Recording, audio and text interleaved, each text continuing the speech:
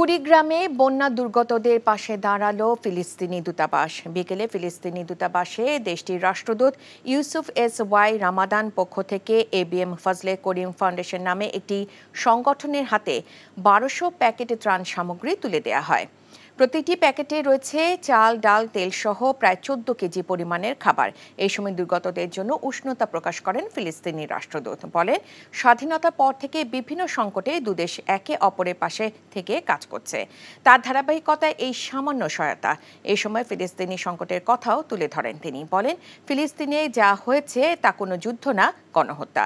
প্রতিবেশী দেশ হিসেবে বাংলাদেশ যে অনুভূতি দেখিয়েছে সেজন্য কৃতজ্ঞতা প্রকাশ করেন রাষ্ট্রদূত। এখন জন্ম সনদ দিয়ে খোলো বিকাশ স্টুডেন্ট অ্যাকাউন্ট। নিজের বিকাশ নিজে কর।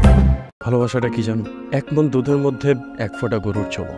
এই ১ ফোঁটা গরুর চোনা যেমন ১ মণ দুধকে নষ্ট করে দেয়, ঠিক সেরকম ভাবে প্রেম ভালোবাসাটা তোমার ক্যারিয়ারটাকে একদম নষ্ট করে দেয়।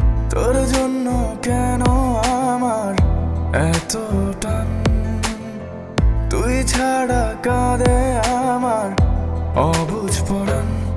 দূরে গেলে বুকে ভালোবাসা জাগে, তোর জন্য আমার বড্ড মায়া লাগে। তুমি আমার কাছে টাকা চাইতেছো, সেরকম আমারও তোমার কাছে একটা চাওয়া আছে। স্যার ইভেন এটাও বলছে যে আপনি নাকি পড়াশোনা ভালো মতো শেখান না।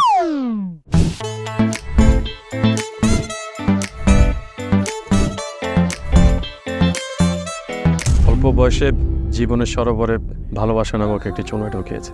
তারপর থেকে আমার জীবনটা নষ্ট। মানুষের জীবনের তাগিদে মাঝে মধ্যে দূরে সরে যেতে হয়, আবার জীবনের প্রয়োজনে ফিরে আসে। আমিও ফিরবো।